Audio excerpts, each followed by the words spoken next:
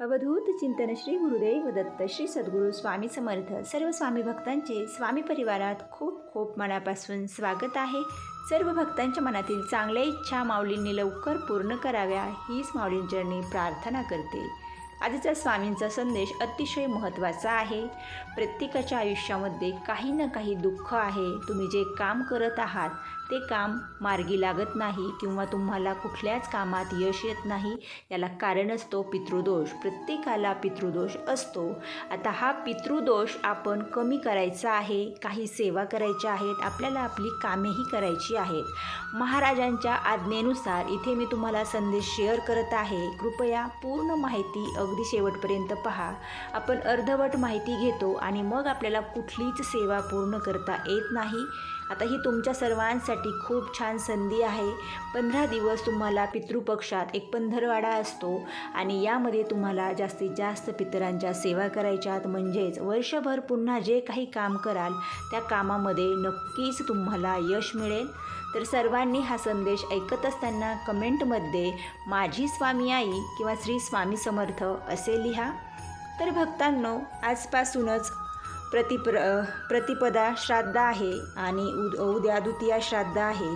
तर आपल्याला जास्तीत जास्त सेवा कोणत्या करायच्या आहेत किंवा कोणते उपाय करायचे आहेत हे आपण अगोदरसुद्धा एका व्हिडिओमध्ये पाहिलेलं आहे। पण आपल्याला काही नियम पाळायचे आहेत आणि काही चुका करायच्या नाहीत। जर तुम्ही हे नियम पाळले आणि या चुका टाळल्या तर तुमच्या या अगोदर जी तुमच्या हातून सेवा झालेली आहे त्याचंसुद्धा तुम्हाला फळ मिळेल आणि यापुढेही तुम्ही जे काही काम कराल त्यामध्ये सुद्धा तुम्हाला निश्चित फळ प्राप्त होईल।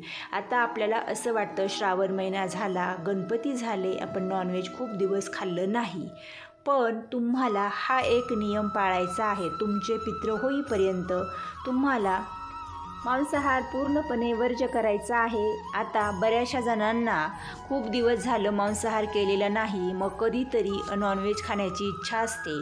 तर पूर्ण तुम्हाला पितृपक्ष जर पाळायला शक्य असेल तर तुम्ही पाळू शकता, पण ज्यांना शक्य नाही त्यांनी स्वतःचे पितृ होईपर्यंत तरी खायचं नाही। जर तुमच्या आजी आजोबांचे पितृ असतील तर ते तुमचे आई वडिलांनी हा नियम पाळावा। तुम्ही स्वतः जरी खाल्लं तरी मग काहीच हरकत नाही, पण ज्यांच्या आई वडिलांचे आहेत किंवा ज्या ताईंच्या सासू सासऱ्यांच्या आहेत त्यांनी अजिबात मांसाहार करायचा नाही। त्यासोबतच तुम्हाला नवीन वस्त्र म्हणजेच नवीन कपडे घ्यायचे नाहीत। आपण या दिवसांमध्ये नवीन कुठलाच कपडा विकत घ्यायचा नाही, कारण आपले जे पितृ आहेत ना ते ह्या पितृपक्षामध्ये पृथ्वीवरती आलेले असतात, त्यासाठी हे नियम कटाक्षाने पाळायचे आहेत। त्यासोबतच पुरुषांनी केस कापू नका, दाढी वगैरे करू नका, महिलांनीसुद्धा केस वगैरे कापू नका, या गोष्टी लक्षात घ्यायच्या। ह्या गोष्टी जर आपण पाळल्या तर खरंच आपले पितृ आपल्यावरती खुश होतात। अगदी छोटे कारणं असतात पण आपण ते नियम पाळलेच पाहिजेत। आता त्यासोबतच आपल्याकडे कोणीही येऊ शकतं या पितृपक्षामध्ये तुमच्या दारावरती। एखादे गरीब काहीही मागायला येऊ शकतात, अवश्य त्यांना जे दान देता येईल ते द्या। आणि जर तुमच्या दारावरती पितृपक्षामध्ये जर कुणी गरजू आले आणि काही मागत असले तर तुम्ही अवश्य त्यांना तुमच्या घरामध्ये जर काही नवीन साडी किंवा वस्त्र असतील तर ते खरंच त्यांना तुम्ही देऊ शकता। जर तुम्ही त्यांना कपडे दान केले तर खरंच तुमचे पितृ तुमच्यावरती खूप खुश होतील, कारण तुमचे पितृ जे आहेत ना तेच वेगवेगळ्या रूपामध्ये येत असतात। त्यामुळे आपल्या घरावरती दररोज तुम्हाला शक्य असेल तर काही ना काही अन्नाचा घास ठेवत जा। जे काही घरामध्ये आपल्या केलं जाईल ते 12पर्यंत ठेवत जा आणि जर कावळ्यांनी ते खाल्लं तर खरंच तुमचा पितृदोष खूप कमी होईल। ज्यांना शक्य आहे त्यांनी जर तुमच्या आसपास कुठे तलाव किंवा नदी वगैरे असेल तर त्यामध्ये सुद्धा तुम्ही भात टाकत जा, तांदूळ टाकत जा। जे मासे वगैरे आहेत ते सुद्धा खातात आणि त्यांनी सुद्धा पितृदोष कमी होतो। जेवढा होईल तेवढा पितृदोष कमी करा। आता तुम्हाला चुका कुठल्या करायच्या नाहीत, तर आपल्या घरामधून जे काही मृत झालेले आहेत आजी आजोबा किंवा आपले चुलते काकू असे जे लोक असतात हे सर्व पितृ म्हणून आपल्या आसपास असतात पितृपक्षामध्ये. तर सर्वात महत्त्वाचा एक नियम अगदी प्रत्येकाने पाळावा. बघा, हा नियम सर्व स्त्रियांसाठी खूप महत्त्वाचा आहे. कारण आपल्या सासू असेल किंवा आपल्या घरातील इतर कोणी असतील, स्त्रियांना एक सवय असते, ती मृत झालेली व्यक्ती जेव्हा जिवंत असते तेव्हा आपल्याला ती खूप त्रास देत असते किंवा नंतरही त्याच व्यक्तीमुळे आपल्याला पितृदोष लागलेला असतो. बघा, आपले आईवडील असोत किंवा आपले जे जवळचे आहेत ना, त्यांच्यामुळे आपल्याला कुठलाही त्रास होत नाही. पण जी व्यक्ती आपल्या रक्ताचीच असते पण ती आपल्याला जिवंत असताना सुद्धा त्रास देत असते, अशीच व्यक्ती आपल्याला मृत झाल्यावरती पितरांच्या रूपामध्ये खूप त्रास देते आणि हीच व्यक्ती आपलं काम होऊ देत नाही. हे 100% खरं आहे. त्यामुळे अशा लोकांचं, अशा पितरांचं या पितृपक्षामध्ये नाव घ्यायचं नाही. म्हणजे घेतलं तर चांगलं घ्या, चांगल्याच थोड्याफार आठवणी काढा, नाहीतर घेऊच नका. किंवा त्यांनी खूप त्रास दिला, त्यांच्यामुळेच हे होत आहे, अशा गोष्टी अजिबात करायच्या नाहीत. कारण ते पितृ जे आहेत ना, ते आपल्या आसपास असतात, ऐकत असतात आणि ते मग आपल्याला खूप त्रास देतात. त्यामुळे आपल्याला अशा लोकांचं नाव घ्यायचं नाही. जास्तीत जास्त जे लोकांमुळे आपल्याला त्रास होतोय, आपल्याला हे जाणवतंय, अशाच लोकांसाठी जास्तीत जास्त सेवा करा. जे कोणी तुमच्या दारावरती येईल त्यांना जे काही दान देत असाल तर त्या व्यक्तीचं मनात नाव घेऊन दान द्या की मी तुमच्यासाठी देते. म्हणजे त्या व्यक्तीला छान वाटतं आणि खरंच ती व्यक्ती आपल्याला आशीर्वाद देऊन जात असते. तुम्हाला खूप असे उपाय आहेत की जे तुम्ही पितृपक्षामध्ये करू शकतात आणि प्रत्येकाने ते करावे. हे आपण उद्याच्या स्वामी संदेशात पाहू. आज फक्त आपण काही नियम आणि काही चुका हेच पाहत आहोत. आणि आज सर्वांसाठी खूप महत्त्वाचा एक नियम आहे जो तुम्हाला 15 दिवस करायचा आहे.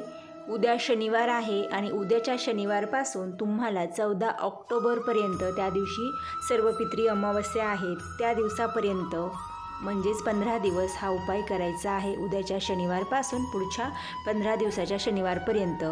तर तुम्हाला दररोज तुळशीची पूजा झाल्यानंतर एक मोठं भांडं घ्यायचं आहे. ते भांडं तुळशीच्या समोर ठेवायचं आहे आणि एका तांब्यात पाणी घ्यायचं. त्यानंतर तुम्हाला उजव्या हातात तांब्या घ्यायचा आहे. तुळशीकडे प्रार्थना करायची. तुळशीमध्ये भगवान विष्णू आणि देवी लक्ष्मींचं वास्तव्य असतं आणि आपल्याला ही सेवा मनोभावे करायची आहे. ही सेवा तुमच्या घरातील कोणीही करू शकतात. जर महिलांना अडचण असेल तर तुमच्या घरामधील मुलांना, मिस्टरांना किंवा इतर व्यक्तींना हा उपाय करायला लावा. एक मोठं भांडं घ्यायचं आहे, ते तुम्हाला तुळशीच्या समोर ठेवायचं आहे आणि एक तांब्या भरून पाणी घ्यायचं आहे. उजव्या हातात तांब्या घ्यायचा, तुळशीकडे पाहायचं आणि त्या भांड्यांमध्येच जे भांडे, त्या भांड्यामध्ये आपल्याला एक धार पाण्याची सोडायची आहे. हे करत असताना आपले जे पित्र आहेत त्यांना आपल्याला इथे आठवायचं आहे, त्यांची नावे घ्यायची आहेत. तर तुम्ही इथे 5, 6, 7 पित्रांची नावे घेऊ शकता आणि इथे तुम्हाला त्यांना प्रार्थना करायची आहे की तुमच्या सद्गतीसाठी मी ही सेवा स्वामी महाराजांच्या आज्ञेनुसार करत आहे. तरी माझ्या आयुष्यामध्ये म्हणजे ज्या काही अडचणी आहेत त्या सांगा. तर हा उपाय खूप प्रभावी आहे. हे सर्व झाल्यानंतर जे पाणी आहे भांड्यामधील, ते पाणी तुम्हाला घ्यायचं आहे आणि तुमच्या प्रवेशद्वारावरती थोडंसं शिंपडायचं आहे. घरामधील प्रत्येक कान्याकोपऱ्यामध्ये हे पाणी तुम्हाला शिंपडून द्यायचं आहे. पूर्ण घरामध्ये सगळीकडे शिंपडून द्या. घरातील निगेटिव्हिटी निघून जाते आणि पॉझिटिव्ह वातावरण तयार होते. हा उपाय अवश्य 15 दिवस करा. ज्यांना जास्त दिवस शक्य नाही त्यांनी 8-10 दिवसांचा तरी करून बघा. तुम्हाला 100% चांगला अनुभव आल्याशिवाय राहणार नाही. स्वामी सांगतात, बाळा, तू देवाची किंवा गुरुची कितीही सेवा केली तरीही तुला तुझ्या पित्रांची सेवा करावी लागते. कारण हा पितृदोष तुझ्यामुळे लागलेला नाही तर तुझ्या पूर्वजांच्या चुकांमुळे लागलेला आहे. तो दुरुस्त करण्याची संधी तुला आम्ही देतोय.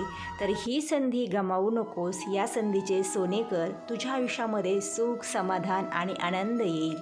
स्वामी भक्त ताईदादांनो, जर तुम्हाला स्वामी महाराजांचा आजचा संदेश आवडला असेल तर या क्षणी या व्हिडिओला लाईक करा आणि हा व्हिडिओ जास्तीत जास्त भक्तांना शेअर करा. जर तुमच्या काही अडचणी असतील, काही प्रश्न असतील व तुम्हाला काही सेवा पाहिजे असतील तर कमेंटमध्ये श्री स्वामी समर्थ माऊलींना सांगा. माऊलींच्या संदेशानुसार तुम्हाला योग्य माहिती दिली जाईल. तर भक्तांनो, जे नवीन आहेत त्यांनी चॅनलला सबस्क्राईब करा, शेजारी येणारी घंटी प्रेस करा. म्हणजेच तुम्हाला स्वामी महाराजांच्या आज्ञेनुसार नवनवीन माहिती ऐकायला, पाहायला मिळेल. आजची सेवा स्वामी आईचरणी रुजू करूया. श्री स्वामी समर्थ. जय जय स्वामी.